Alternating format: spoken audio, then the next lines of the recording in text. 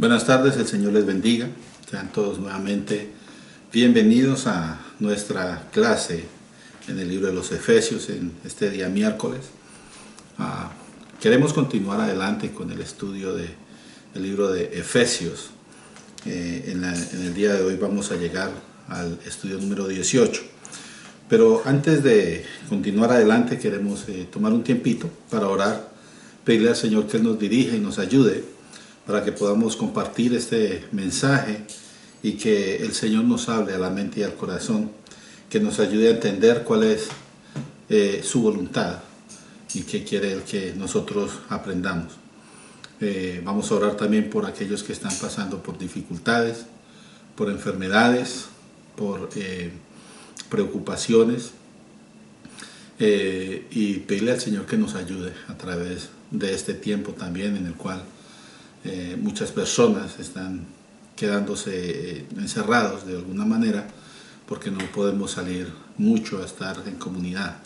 Entonces vamos a orar y pidámosle al Señor que nos dirija. Padre, en esta tarde yo te alabo y te glorifico, Señor, y te doy gracias porque eres Dios bueno y misericordioso. Señor, gracias porque nuevamente nos permite, Señor, abrir tu palabra, poder estudiar el contenido de ella.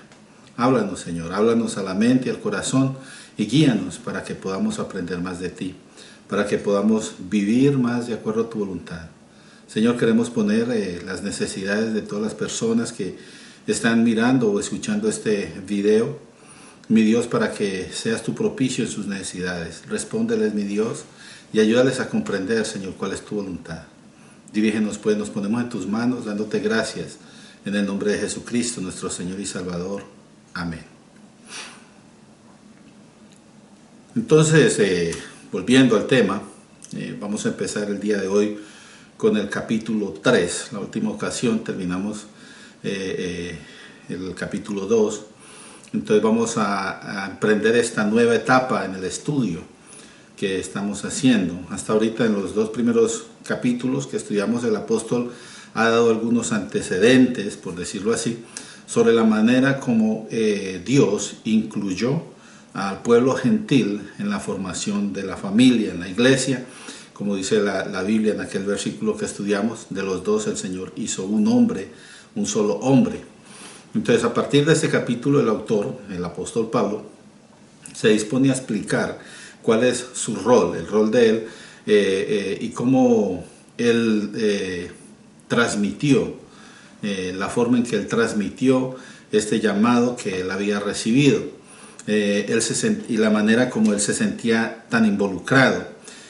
Pablo era una persona expresiva y él daba a entender cuál era el amor de él por el Señor. Él era una persona que cuando veía que algo se estaba haciendo mal, él como que medio se enojaba, ¿verdad? Eso hace ver cuál es el celo de Pablo, del apóstol, hacia las faltas que pudieran cometer las personas. Entonces vamos a empezar por partes. En este capítulo 3 vamos a hoy estudiar los primeros 6 versículos. Para ello vamos a tomar la Biblia y vamos a leer esos 6 versículos y mirar si logramos ir a través de ellos y aprender el mensaje que tiene para nosotros. Entonces, Efesios capítulo 3, versículos 1 al 6. Dice así: por esta causa yo, Pablo, prisionero de Cristo Jesús, por vosotros los gentiles, si es que habéis oído de la administración de la gracia de Dios que me fue dada para con vosotros, que por revelación me fue declarado el misterio, como antes lo he escrito brevemente, leyendo lo cual podéis entender cuál sea mi conocimiento en el misterio de Cristo, misterio que en otras generaciones no se dio a conocer a los hijos de los hombres, como ahora es revelado a sus santos apóstoles y profetas por el Espíritu, que los gentiles son coherederos y miembros del mismo cuerpo y copartícipes de la promesa en Cristo Jesús por medio del Evangelio. Entonces vemos aquí varias cosas que se pueden resaltar. Pablo habla primeramente de una causa, eso lo vamos a mirar con detalle, pero él habla también de que es prisionero de Cristo. Y la causa por la que es prisionero de Cristo es los gentiles. Y una cosa que él destaca aquí es si es que los gentiles a los que les está escribiendo han oído o han escuchado y han hecho caso del llamado del Evangelio.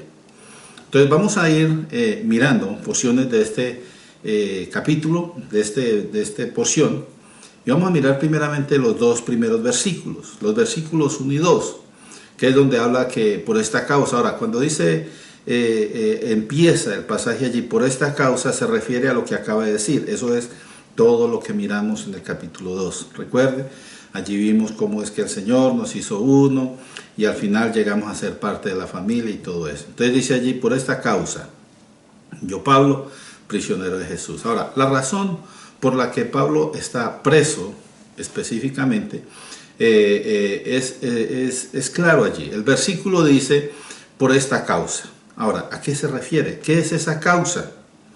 La causa es la declaración de la única manera en que los pueblos podían conocer a Dios, y para que las naciones que están sumidas en tradiciones y en legalismos que se oponían a la predicación del Evangelio, conocieran la verdad acerca de Dios. Entonces la razón en este caso era un mensaje, y la cuestión es que él dice, Pablo dice, esta es una causa. O sea, cuando usted habla de una causa, es como algo que nos mueve a nosotros a hacer cosas para lograr ese objetivo. Entonces, en este caso, la causa de Pablo es una misión. Vamos a luchar por la causa del Evangelio, diría Pablo, ¿verdad? Entonces, la causa en esta ocasión que Pablo está mencionando es la misión que le fue encomendado por Dios. Ahora, Pablo sentía que él tenía una obligación muy grande de cumplir con ella, al punto de que él sufrió muchos ataques. En varias ocasiones lo latigaron, le tocó escaparse en una ocasión por un muro, lo apedrearon, le hicieron muchas cosas a Pablo por precisamente estar predicando el Evangelio, o sea, por estar trabajando en la causa. Entonces, él sentía la obligación de cumplir con ella, con ese llamado que el Señor, al punto de que la causa de Pablo, o sea, la misión de Pablo, se volvió el objetivo de su vida. Por eso él decía, para mí el vivir es Cristo, el morir es ganancia. O por eso él decía, yo prosigo a la meta, a ver si logro decir. Todo lo que Pablo hablaba, todo lo que él trataba después de que vino a los pies de Cristo, se refería a ese lograr la meta, llegar al final de esa misión que el Señor le había dado. Entonces, esta causa en la vida de Pablo era un objetivo que él tenía que cumplir. Lo expresa también de la forma en que aparece aquí en este versículo. Él dice que es prisionero de Cristo. Ahora, ¿a qué se refiere esto? Cuando uno dice es que yo soy prisionero de esto, quiere decir yo no me puedo escapar, aunque quisiera irme, no me puedo ir. O sea, está cautivado, está cautivo de la misión que el Señor le puso en sus manos. Él fue llamado, a pesar de que era perseguidor, y eso lo vamos a retocar un poquito más adelante, a pesar de que él era perseguidor de la iglesia, Pablo, cuando fue llamado por el Señor y enviado a los gentiles, él lo tomó como una misión que, aunque perdiera la vida, él estaba bien con eso. Entonces esa frase de decir, para mí el vivir es Cristo, el morir es ganancia, es la declaración de que en mi vida el objetivo es lograr darle la gloria a mi Señor y Salvador Jesucristo. Entonces ese ser prisionero de Cristo expresa la magnitud del compromiso de Pablo en la vida de este apóstol. Él solamente veía el hacer la voluntad del Señor.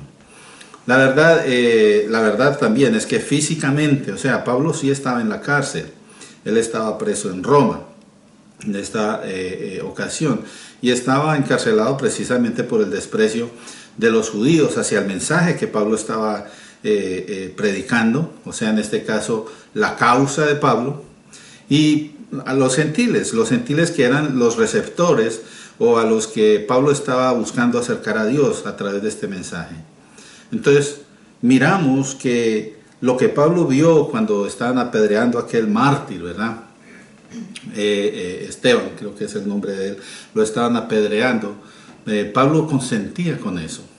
Y él decía, está bien, porque ellos están haciendo algo malo. Pero cuando Pablo se encontró con Cristo, entonces él empezó a vivir algo parecido a lo que aquel hombre que fue apedreado, ¿verdad? Él tenía esa pasión por el Señor al punto de que él, si le tocaba ir a donde fuera, él lo iba a hacer. Y mire que él está ahorita prisionero allí en Roma por estar trayendo ese mensaje. Y lo que vemos es que a través de la historia, mucha persona que ha tratado de predicar el Evangelio ha sufrido una constante persecución. Hoy en día todavía nosotros recibimos persecución. ¿Por qué? Por esta causa. ¿Cuál es la causa? La causa de Cristo, el llevar el Evangelio a todas las naciones. La otra razón, de acuerdo al versículo que leímos, que motivaba a Pablo para seguir adelante, era los gentiles, ¿verdad? Por eso él dice allí en ese versículo, yo estoy prisionero de Cristo por vosotros, los gentiles. Entonces el amor de Cristo por estos gentiles, a pesar de que tengan en cuenta una cosa, el pueblo judío despreciaba y odiaba a los gentiles. Los gentiles para ellos eran personas no gratas, no trataban con ellos básicamente. Entonces a Pablo lo motivaba a seguir adelante a pesar de las pruebas, a todo aquel gentil que hacía caso al mensaje. Porque Pablo, con mucho gozo y con mucho entusiasmo, él, como dice allí la palabra, les administraba este mensaje. Entonces necesitamos entender que el mensaje que Pablo estaba predicando, él lo había recibido, pero también lo había vivido en sí mismo, al ser perdonado y enviado a predicar a quienes él antes perseguía. Porque el Señor Jesús, cuando él iba camino a Damasco, dice que el sol, una luz que sobrepasó la luz del sol, vino sobre él, y el Señor Jesús le dijo, ¿por qué me persigues? Y entonces allí fue donde él se encontró con el Señor, y él entendió que el Señor Jesús era a quien él tenía que servir. Entonces, los dos versículos que contienen esto, los vuelvo a leer, versículos: unidos por esta causa, yo Pablo, prisionero de Cristo Jesús, por vosotros los gentiles, si es que habéis oído de la administración, esta es la predicación, ¿verdad?, de la gracia de Dios que me fue dada para con vosotros. Entonces Pablo recibió ese mensaje. Entonces, para eso vamos a estudiar qué es la fuente del mensaje. Los versículos 3 al 5 nos dicen de eso. Lo primero que dice el versículo 3 es que fue una revelación. Dice, por revelación me fue declarado el misterio, como antes lo he escrito brevemente, y esto habla acerca de los dos primeros capítulos donde él estuvo explicando un poquito de eso. Y luego dice allí, leyendo lo cual, o sea, si ustedes quieren aprender, léalo, ahí está todo escrito, van a poder entender cuál sea mi conocimiento. O sea, yo no estoy hablando cosas inventadas o algo que me contaron por ahí en el camino, sino que yo conozco bien porque el Señor fue el que me dio a mí ese mensaje. Es lo que Pablo está declarando aquí en estos versículos, donde dice que es un misterio que en otras generaciones, como dice el versículo 5 allí, no se dio a conocer a los hijos de los hombres, como hasta ahora es revelado a sus santos apóstoles y profetas por el Espíritu. Ok, entonces, la fuente del mensaje. Como vimos en el versículo 2, lo que acabamos de estudiar, Pablo expresa una condición de su situación como prisionero de Cristo por vosotros. Allí él se asegura de mencionar que la mentalidad de los efesios estuviera en línea con el mensaje del apóstol. Por eso el versículo dice, si es que, ¿verdad? Versículo 2, si es que habéis oído la administración. Entonces, si ellos han hecho caso de ese mensaje, entonces el apóstol está diciendo, yo soy prisionero por ustedes. Entonces él se asegura de que ellos estuvieran en línea con el mensaje. que él está compartiendo. Y además de que estuvieran en línea con el mensaje que él está compartiendo, también quería que ellos entendieran que eran los receptores, o sea, los que estaban recibiendo la gracia de Dios. Recuerde usted que la gracia es todo aquel don que nosotros no merecemos. Por ejemplo, el perdón. Nosotros somos culpables y como culpables lo que merecemos es el castigo. Pero por la gracia de Dios entonces nos da el perdón. Eso es la gracia. Entonces, Pablo le está diciendo a ellos que ellos tenían que entender que eran los receptores de la gracia de Dios. Ahora, ser un administrador de la gracia, o como pudiéramos decir, el que predica el Evangelio, fue para Pablo una bendición muy especial. ¿Por qué? Porque él entendía que la administración era la forma de complementar el propósito de Dios. O sea, el propósito de Dios era traer a todas las personas al conocimiento de Cristo, y cuando él predicaba el Evangelio, entonces ya la gente entendía y conocía esto. Por eso está un versículo por ahí que dice: ¿cómo pues creerán en aquel de quien no han oído? ¿Y cómo oirán si no hay quien les predique? ¿Verdad? Entonces Pablo, cuando pensaba en eso, dice: wow, gloria a Dios, yo soy especial, vamos a decirlo así, porque el Señor me ha escogido y yo estoy llevando las buenas nuevas, y todas las personas que están escuchando este mensaje tienen la oportunidad de poder entrar en el reino de los cielos. Entonces él decía, a través de la administración, a través de la predicación, entonces Dios está complementando o completando el propósito en favor de los gentiles. Y es por eso que la predicación también es una responsabilidad de nosotros. Eso se tiene que tomar en serio. En nuestra actualidad nosotros tenemos que vivir como Pablo vivió. Yo no sé cómo usted pensará acerca de esta misión, porque cuando el Señor Jesús dio la gran comisión, que está en Mateo capítulo 28, al final, 18 al 20, Él dijo que nos enviaba a todos. Bueno, envió a sus discípulos en entonces, pero cuando el Señor les dice, enseñándoles que guarden todas las cosas que os he mandado, entonces está diciendo que nosotros también estamos enviados en esa misión. ¿Cómo es su decisión para hacer esa misión? De llevar este mensaje que fue misterio antes de Cristo, y que ahora a través del apóstol el Señor nos ha permitido escuchar esa revelación especial de ese misterio. Entonces nos habla a nosotros este pasaje. En la actualidad tenemos que hacernos nosotros mismos entender como testigos de Cristo. O sea, nosotros, como hemos recibido del Señor tantas cosas, podemos testificar de lo que Él ha hecho en nuestras vidas. Hemos recibido la salvación.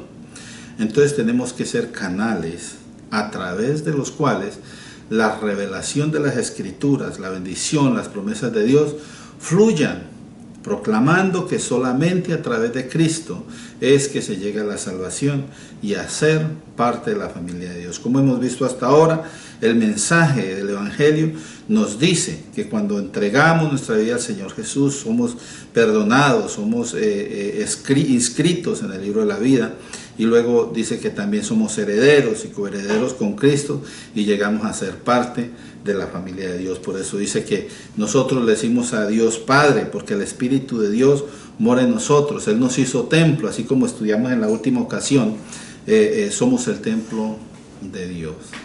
Entonces el mensaje que Pablo predicaba desde el principio, y es el que predicamos hoy en día, él lo había recibido por medio de una revelación. La palabra revelación viene del griego Apocalipsis. Cuando usted lee el libro, el nombre del libro, el último libro de la Biblia, Apocalipsis quiere decir revelación. Por eso en inglés ellos le llaman a ese libro Revelation, ¿verdad?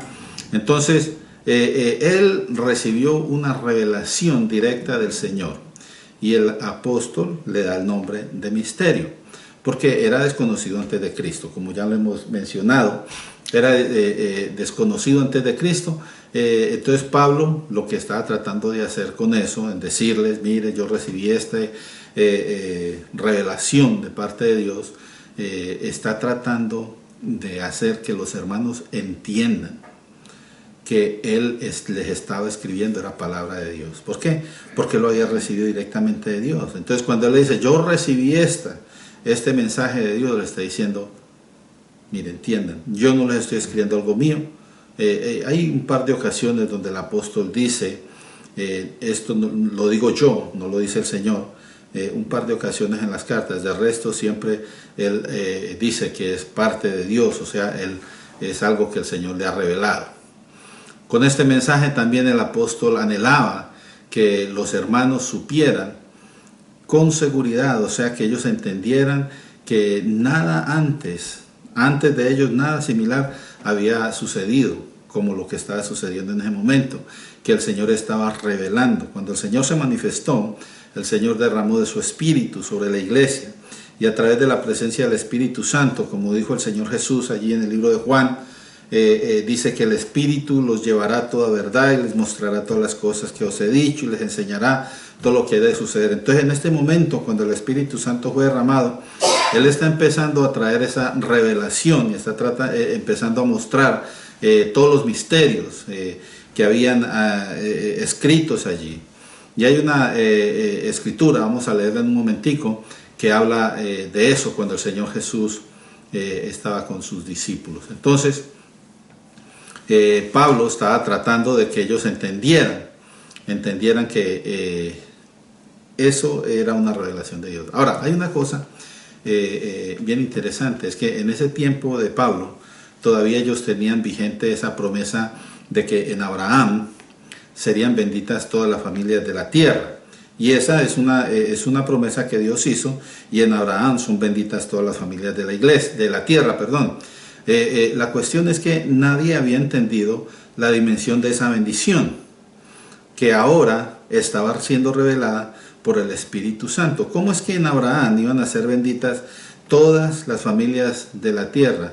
A través de la iglesia, a través del ministerio del Señor. Porque acuérdese que de Abraham vienen los judíos, ¿verdad? La descendencia, y la Biblia dice que de los judíos viene el Cristo, y Cristo es el que trae la salvación y es el que trae la bendición. Entonces a través de esa obra del Señor es que se cumple esta profecía, esta promesa más bien, que el Señor le había hecho a Abraham, que en él serían benditas todas las familias de la tierra. Es lo mismo que, así como leímos allí en el versículo 5, que era un misterio que no había sido dado a conocer a los hijos de los hombres, entonces ahorita era revelado a sus santos apóstoles y profetas. Ahora, en el libro de Mateo encontramos un pasaje muy interesante. Mateo capítulo 13, versículo 10 al 17, es cuando el Señor Jesús estaba explicándole el propósito de las parábolas a sus discípulos. En aquella ocasión Él les dio a entender a sus discípulos lo que Pablo está mostrando ahorita en este libro que estamos estudiando a los Efesios. ¿Qué es lo que el Señor les dio a entender?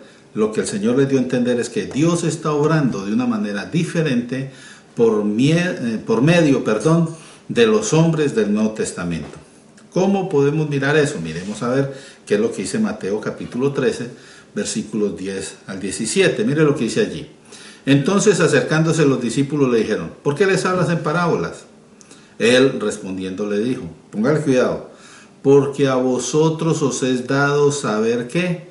Los misterios del reino de los cielos, mas a ellos no os es dado.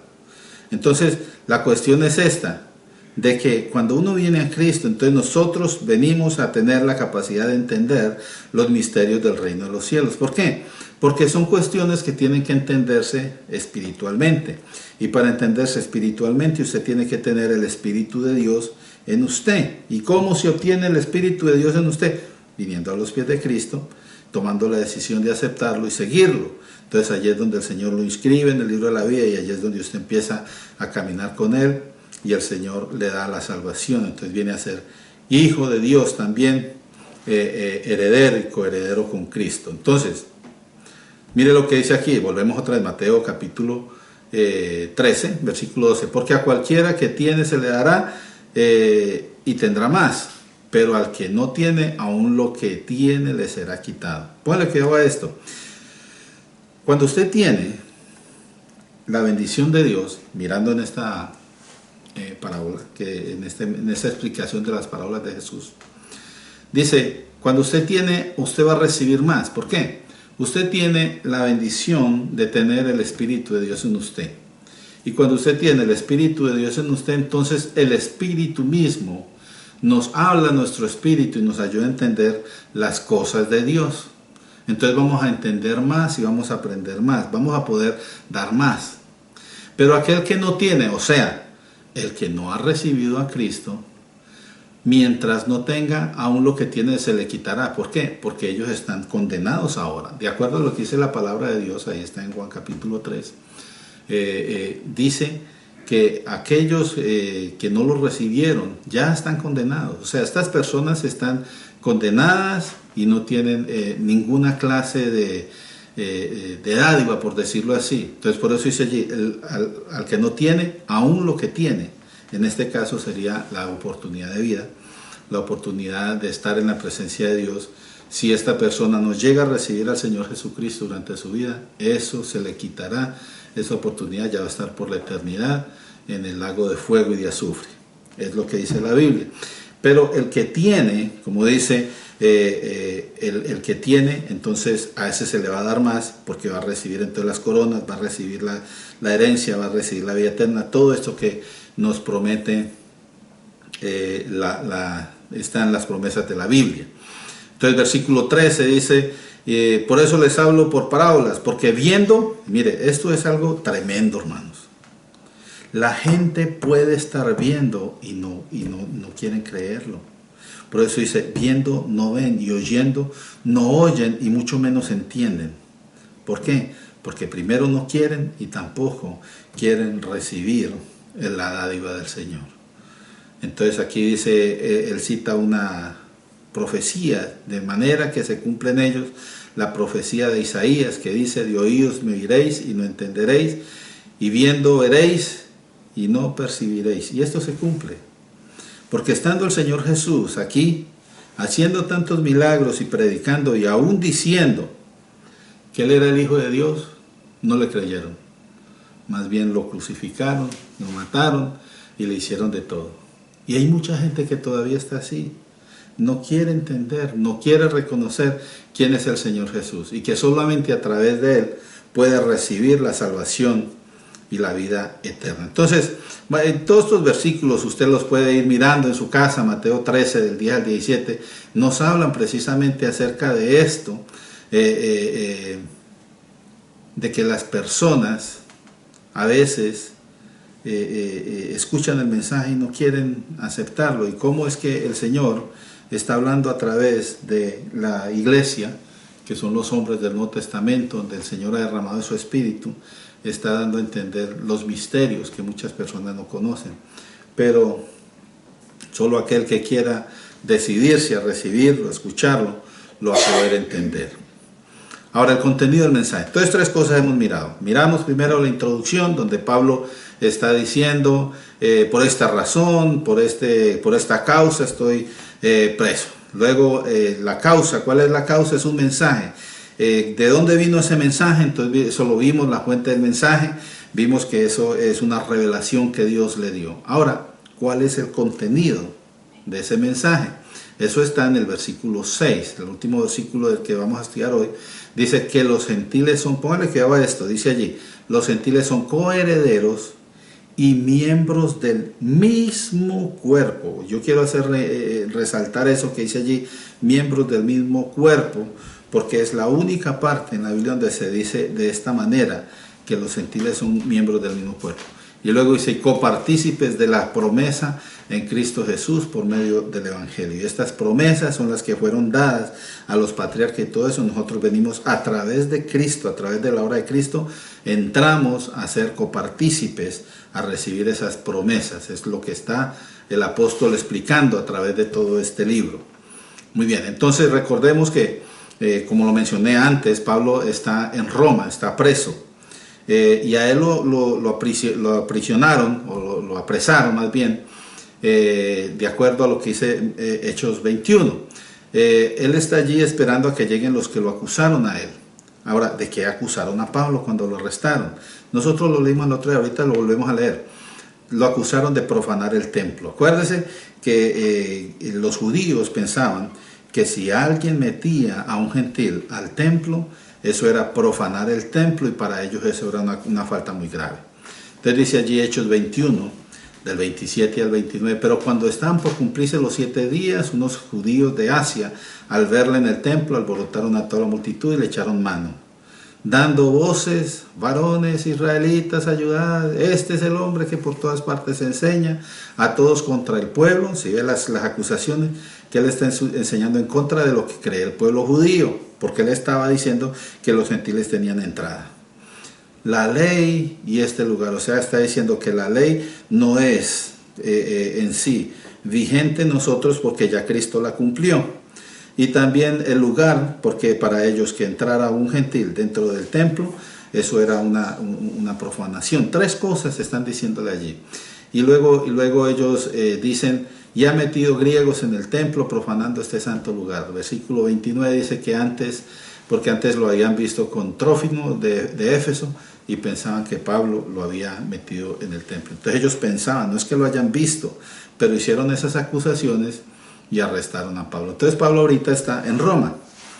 Acuérdese que él estuvo en varios juicios para acá y para allá, y a lo último él apeló a Roma.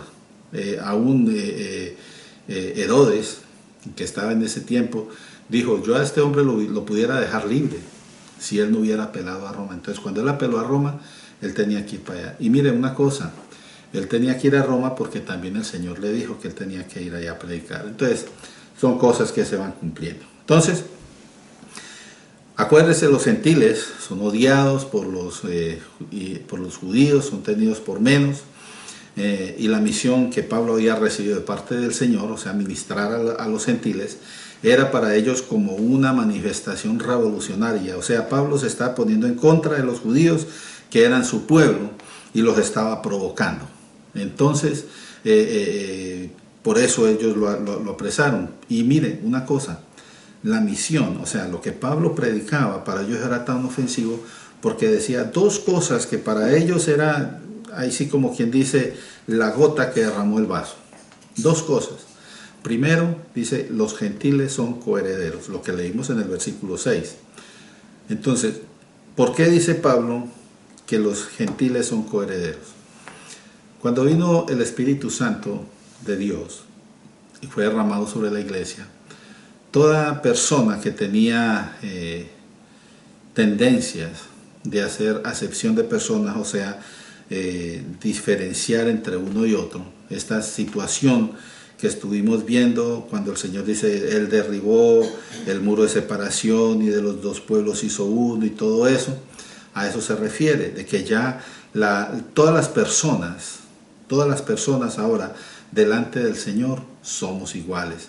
Y eso lo dice Romanos 2:11, porque no hay acepción de personas para con Dios. Entonces, no había acepción de personas. Por eso los gentiles podían llegar a ser coherederos. ¿Cuándo? Cuando hicieran o aceptaran la obra de Cristo.